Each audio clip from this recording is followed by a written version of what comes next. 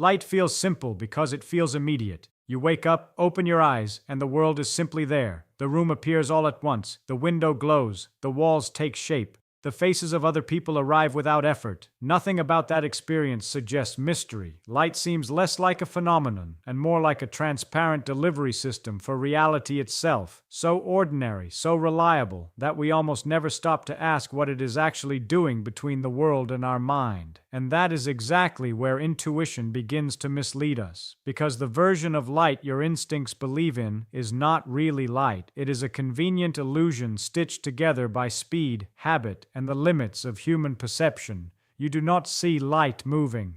You see the finished result. You see the room after light has already done its work. You see the star after its message has already crossed the dark.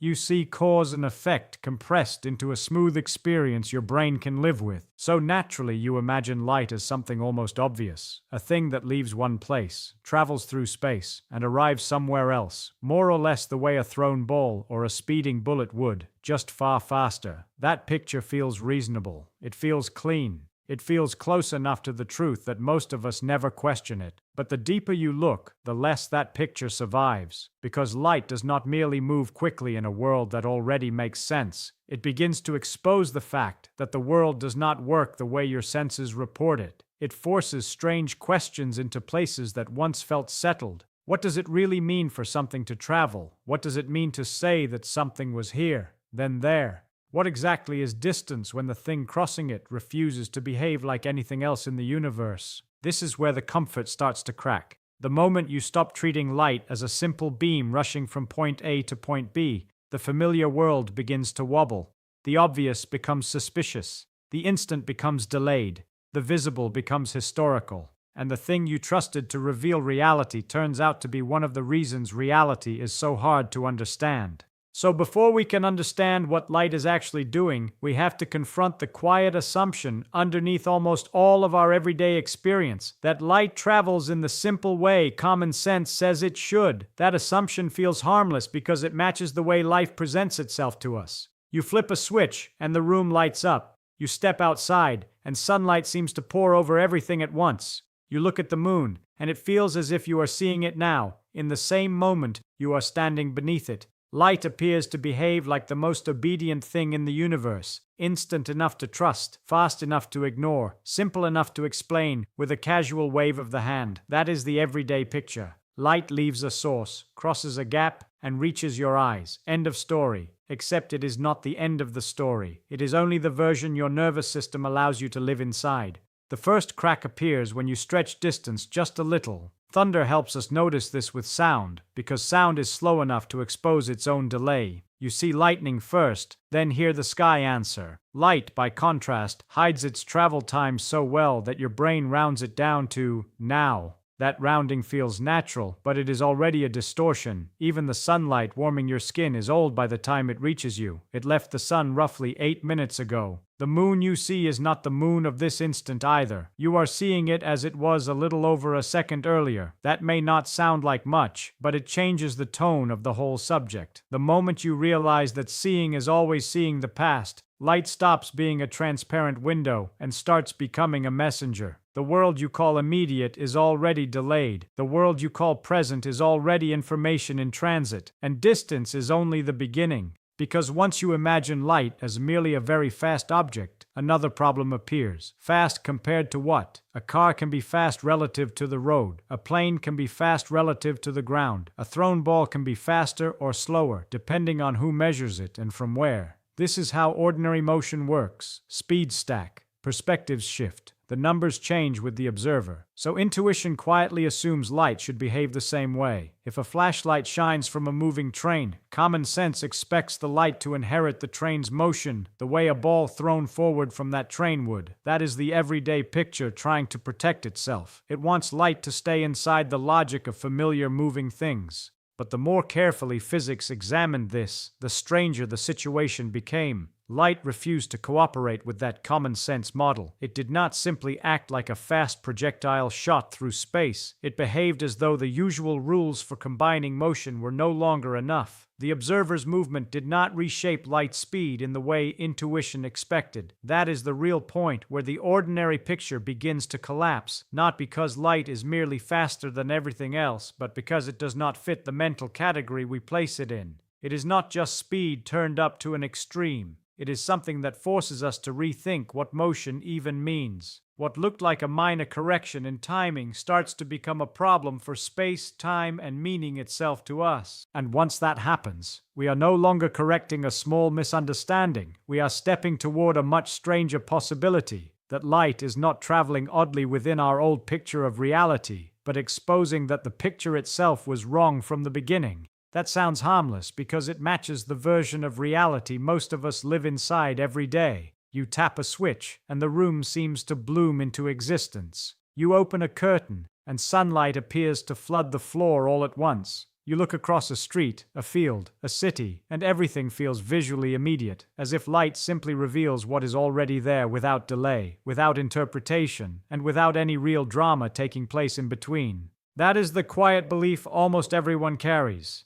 Light is treated like a faithful courier that just moves extremely fast. It starts somewhere, rushes across space, reaches your eyes, and gives you the scene. Simple, efficient, nearly invisible as a process. And because that story seems to work at human scale, intuition mistakes usefulness for truth. But usefulness is not the same thing as accuracy. The first sign of trouble appears when distance becomes impossible to ignore. With sound, delay is obvious. You see lightning, then wait for thunder.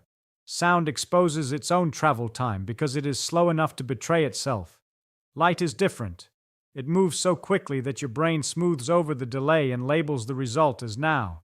Yet that now is already compromised. Sunlight touching your face began its journey about 8 minutes earlier.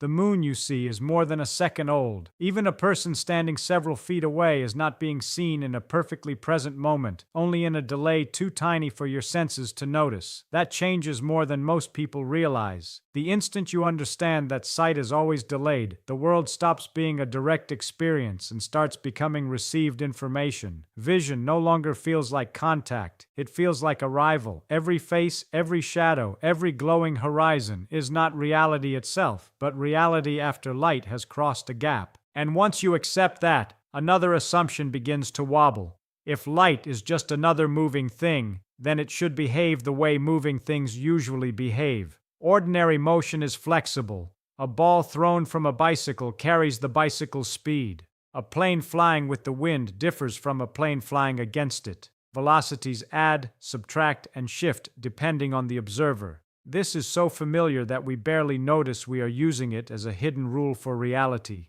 So common sense naturally tries to place light inside that same rule. If a flashlight shines from a fast-moving train, intuition says the beam should gain the train's motion, just as a thrown object would. That feels obvious because everything in our experience has trained us to expect it. But this is where the ordinary picture begins to fail in a serious way. The closer physics looked, the less light behaved like a normal object in motion. It did not simply fit inside the old logic of speed stacking together. Instead, it seemed to resist that logic entirely. The observer could change, the source could move, the situation could shift, yet light kept refusing to behave like just a very fast thing. That is the turning point. Not the moment light becomes impressive, but the moment it becomes disruptive, because now the problem is no longer that light is faster than we imagined. The problem is that our whole mental model for movement may be too small to contain it. And if that model breaks, then the real mystery is no longer light alone. The real mystery is the structure of reality that made our intuition wrong in the first place. What seemed like a simple beam crossing space starts to look like a challenge directed at common sense, and that challenge gets stranger from here. And that challenge becomes impossible to ignore the moment physics asks a brutally simple question. What is the speed of light actually supposed to do when the observer moves? If light were just another fast object, the answer would be easy. Speeds should combine. Chase a beam, and it should seem slower. Move toward it, and it should seem faster. That is what intuition demands, because that is how almost everything else in experience behaves. A car moving toward you closes the gap faster. A thrown ball from a moving train inherits the train's motion. Ordinary movement lives inside that logic so completely that we mistake it for reality itself. But light does not cooperate. This is the turning point where the subject stops being a story about something moving quickly and starts becoming a story about the limits of common sense, because every serious attempt to measure light kept pointing toward the same impossible conclusion. No matter how the source moved, and no matter how the observer moved, light kept showing up at the same speed. Not approximately the same, not in most cases, the same. That is the fact that breaks intuition at its foundation. Because if the speed of light stays fixed when the observer changes, then something else has to give. Space cannot remain exactly what you thought it was. Time cannot continue behaving like a universal background ticking the same way for everyone. Distance and duration can no longer be passive containers in which events unfold. They have to become flexible enough to protect that constant speed. This is why light is not just special because it is fast. It is special because it forces reality to reorganize around it. At first, that sounds backwards. We want to imagine a universe where space and time are solid, and light is the thing moving through them. But relativity flips that picture. The speed of light is not just one fact inside the universe. It is one of the rules the universe is built to preserve, and once you see that, light stops looking like a projectile and starts looking like a boundary condition written into reality itself. A useful way to feel this is to stop thinking in terms of speed alone and start thinking in terms of structure. Ordinary objects can speed up or slow down because they move within spacetime without defining it. Light is different. It sits at the limit. It marks the edge that massive things can approach but never reach. So when intuition says light is just going really, really fast, physics replies, no, light is showing you what the geometry of the universe allows.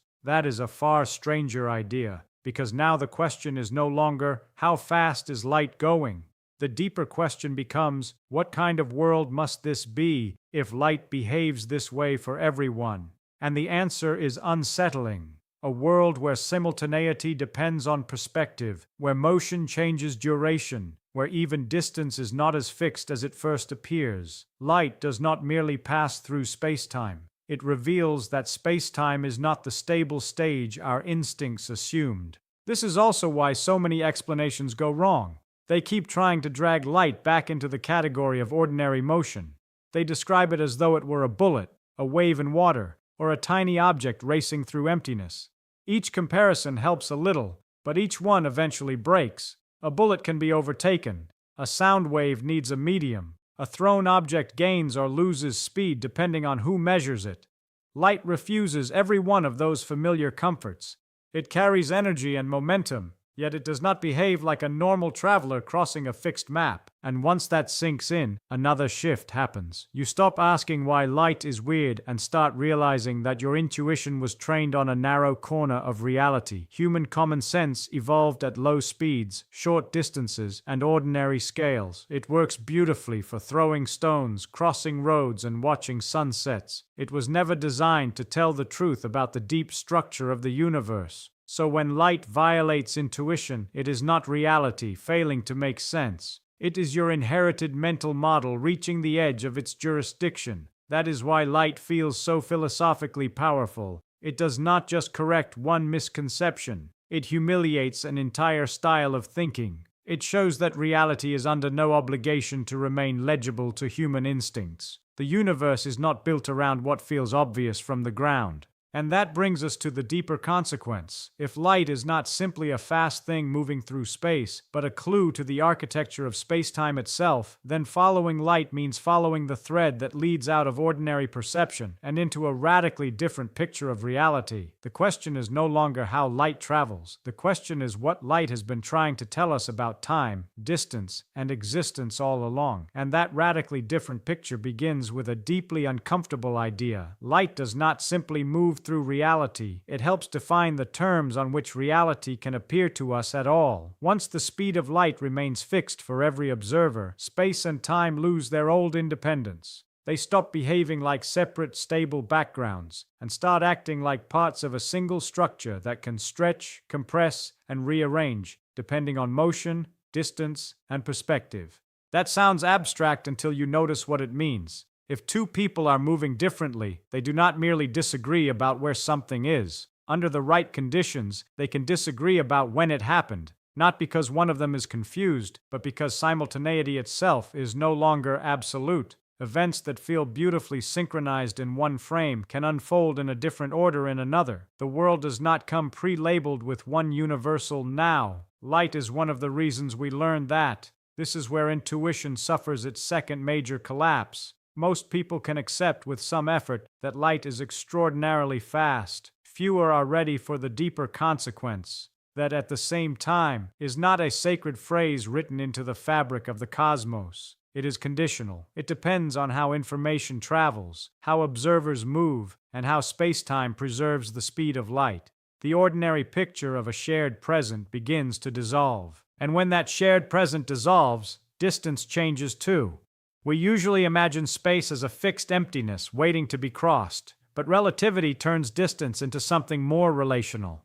If time can dilate and simultaneity can shift, then separation cannot remain a simple neutral gap measured the same way for everyone. Length contracts, journeys change. What seems enormous from one perspective can shrink from another, not as an illusion, but as a built-in feature of reality's geometry. This is why light starts to look less like a traveler and more like a limit that tells the universe how to behave. It is not just one moving thing among others. It is the speed that ties together cause, effect, distance, and duration. Nothing with mass can be accelerated through that boundary. Nothing carrying information can outrun it. In that sense, light is not only part of the world, it is one of the rules that prevents the world from becoming incoherent. That has enormous consequences for how we understand causality. Causes must be able to influence effects. Messages must be able to arrive. Events must stand in some lawful relation to one another. Light defines the maximum speed at which those relations can spread. It draws the frontier between what can affect you now, what can never affect you, and what remains forever outside your reachable present. So when physicists study light, they are not studying a bright phenomenon floating inside space. They are studying the very speed limit that gives structure to possible connection. This is also why so many cosmic ideas become easier to understand once light is placed at the center. A distant star is not merely far away in the ordinary sense. It exists for you through a history carried by light. A galaxy billions of light years away is not being observed as it is, but as its light makes it available. The visible universe is not a snapshot of one simultaneous moment. It is a layered archive of different times reaching you together through the same dark. That realization can feel almost philosophical, but it is built from hard physical necessity. Light forces us to admit that reality is not passively sitting there, fully present, waiting to be looked at. What becomes real for an observer is shaped by signals, limits, travel times, and frames of reference. Perception is not direct contact with the world. It is structured access, and light is the gatekeeper. So the deeper lesson is not merely that light is strange. It is that light reveals a universe in which the obvious surface of experience is only a user-friendly approximation. Beneath that surface lies a world where time bends, where distance depends, where simultaneity fractures, and where reality becomes inseparable from the paths information is allowed to take. And once you see that, the ordinary act of seeing no longer feels ordinary at all. And that is what makes light so unsettling. It is the most familiar thing in your life and one of the least intuitive. Every ordinary scene depends on it. Every face you recognize, every color you trust, every sunrise that feels immediate, every shadow that seems quietly obvious arrives through a process stranger than instinct can comfortably hold. Light does not just illuminate the world, it exposes the limits of the mind that tries to understand the world through appearances alone. That is the final reversal hidden inside this subject. We usually imagine that vision brings us closer to reality, and in one sense, it does. Without light, there is no sight, no image, no visible structure for the world to take inside experience. But the same thing that reveals the universe also hides how weird the universe really is. Light gives us access while masking the true complexity of that access. It lets reality feel smooth, present, and stable, even when the deeper story is delay, relativity, and information crossing impossible distances under rules common sense never asked for. That is why intuition keeps failing. Human perception was never built to report the deep structure of spacetime. It was built to keep us alive at ordinary scales. It turns delay into presence, complexity into simplicity, and moving information into the illusion of direct contact. It gives us a world that feels immediate because immediacy is useful, not because immediacy is fundamentally true. What you call now is often a beautifully compressed interpretation, stitched together from signals that have already traveled, already aged, already obeyed laws far stranger than experience admits. And once you see that, even the simplest moments begin to change. Looking at a distant mountain is no longer just looking. Watching starlight is no longer passive. Seeing another person's face becomes, in a quiet sense, an encounter with the past delivered at extraordinary speed. The ordinary world does not lose its beauty when you realize this. If anything, it deepens. Familiar things become layered. The obvious becomes astonishing. The everyday becomes evidence that reality is far richer than the version handed to intuition. This is why light continues to matter far beyond physics classrooms or clever thought experiments. It is one of the clearest reminders that the universe does not arrange itself around human comfort. Reality is not obligated to feel true in order to be true, and some of the deepest facts in existence do not hide in exotic places. They hide inside the sunlight on a wall, the glow of a screen, the shimmer on water, the stars above a quiet road. Hidden in plain sight does not mean hidden badly. It means hidden so well inside familiarity that we stop noticing we are standing inside a miracle. So the strange truth is not just that light behaves differently from what intuition expects. The stranger truth is that intuition itself is only a local survival tool, not a final guide to reality. Light teaches that lesson every second, and almost every second we miss it. Which leaves one last unsettling thought. If something as constant, ordinary, and central as light can be this misleading, how much of the world still feels obvious only because we have not yet learned how strange it really is?